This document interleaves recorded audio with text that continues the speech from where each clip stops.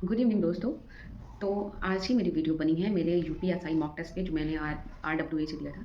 लोग कहते हैं कि अगर आप एसआई या यूपी पुलिस जिसकी भी तैयारी कर रहे हैं तो आपको आरडब्ल्यूए के मॉक जो कि वीकली आता है, हर संडे को आता है, आपको उसको देना चाहिए और खुद का टेस्ट लेना चाहिए। तो हम दे दिए हैं और हमारा रिजल्ट भी आ गया है उस पर।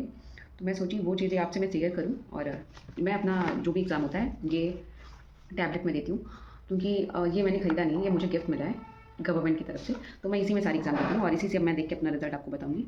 तो मैं बताती हूँ आपको अपना रिजल्ट यूपीपीएसआई 19 अक्टूबर 2025 का। तो यहाँ पे व्यू रिजल्ट करते हैं। ज़्यादा मैं बकवास बातें नहीं करती, डायरेक्ट टॉपिक पे आती हूँ। तो व्यू रिजल्ट ओपन नहीं हो रहा है, एक मिनट। हाँ, तो इस दिन मेरा स्कोर क्या था वो तो लास्ट में बताएंगे, पहले सेक्शन वाइज जान लेते हैं। तो जैसा कि हम सब जानते हैं इसमें 4 सेक्शन होते हैं, एक रीजनिंग, मैथ, हिंदी और जीएस। जीएस में क्या होता है, पॉलिटी होता है और ये जो नियम कानून होते हैं, बेसिक लॉ होते हैं, कॉन्स्टिट्यूशन होता है, ये सब सारी चीज़ें होती हैं। तो सबके अलग अलग नंबर यहाँ पे दिखाए जा रहे हैं। तो सबसे पहले हम बात करते हैं मेंटल एबिलिटी या एप्टीट्यूड इंटेलिजेंस की, मतलब रीजनिंग की बात करते हैं। तो रीजनिंग में मेरा है 87.5। इसमें मेरे 35 क्वेश्चन सही हुए थे और 5 क्वेश्चन इनकरेक्ट हुए थे। जैसा कि हम सब जानते हैं इसमें नेगेटिव मार्किंग तो है नहीं, तो हमें सारे क्वेश्चन अटैम्प्ट करने हैं।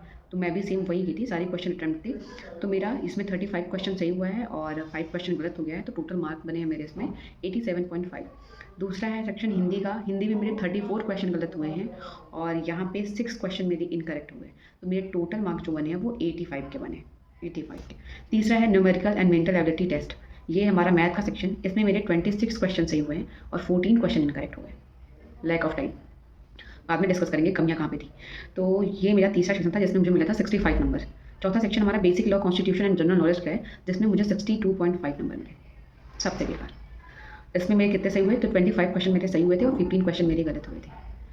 तो ये इसके कई रीज़न है मेरे नंबर। और अगर ओवरऑल टोटल नंबर की बात की जाए तो हमारा है 300 नंबर, 400 आउट ऑफ 400। ये रहा मेरा। मैं यहाँ पे फ़ोटो भी लगा दूँगी उसकी, बाकी ये आप देखते रहिए। तो यहाँ पे मेरा नंबर तो इतना बना है और रैंक आई है मेरी 355 में 3503 बनी है। और परसेंटाइल है मेरा 93.43%। ये मेरी परसेंटाइल है। मेरे टोटल 120 क्वेश्चन सही हुए हैं, 120 और इनकरेक्ट हुए हैं 40 क्वेश्चन। तो एक्यूरेसी मेरी 75% की रह गई है। बाकी इसके पीछे बहुत, हालांकि नंबर से मैं बहुत टाइम के बाद ये मॉक दी हूँ, तो मुझे नंबर से बहुत ज़्यादा दिक्कत नहीं है। ठीक है मेरा नंबर, मुझे उतना वो नहीं है, दुख नहीं है। पर ऐसा है कि यहाँ पे बहुत सारी कमियाँ हैं, शायद जो हम सब कर रहे हैं, मैं नहीं, सिर्फ मैं ही नहीं, आप सब भी कर रहे होंगे।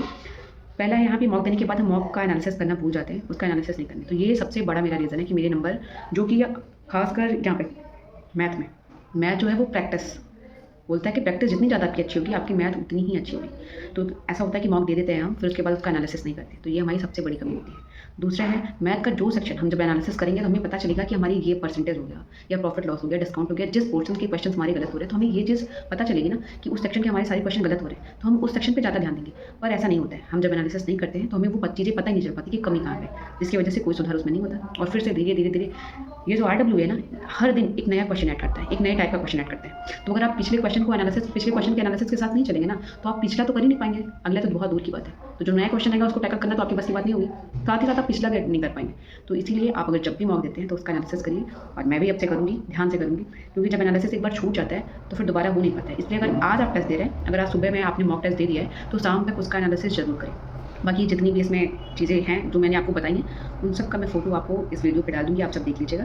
बाकी अगले टेस्ट मैं देती रहूँगी। खैर अभी मैं बहुत पीछे हूँ, बहुत सारे टेस्ट बचे हुए हैं। आज 19 अक्टूबर का टेस्ट मैंने दिया, अभी मेरे पास 26 अक्टूबर का है, फिर 2 नवंबर का है, फिर 9 नवंबर का है। मुझे लगता है जब तक ये सारे टेस्ट मैं निपटा दूँगी तब तक अगला टेस्ट आ जाएगा। तो ठीक है, अगले टेस्ट मैं कर ही दूँगी और वो 26 अक्टूबर का होगा, तो उसका रिजल्ट भी मैं आप लोगों के साथ शेयर करूँगी। तो बाकी लोग भी अपना रिजल्ट मुझसे शेयर करेंगे तो मुझे ज़्यादा अच्छा लगेगा और आपको एक ऐसा साथ मिलेगा जिससे आप सब भी अपना रिजल्ट शेयर कर पाएँ और उसका रिजल्ट जान पाएँ, मुझे भी अच्छा लगेगा। तो गाइस आप भी अपना रिजल्ट शेयर करिए और मेरे रिजल्ट पर रिव्यू देते रहिए। Thank you so much.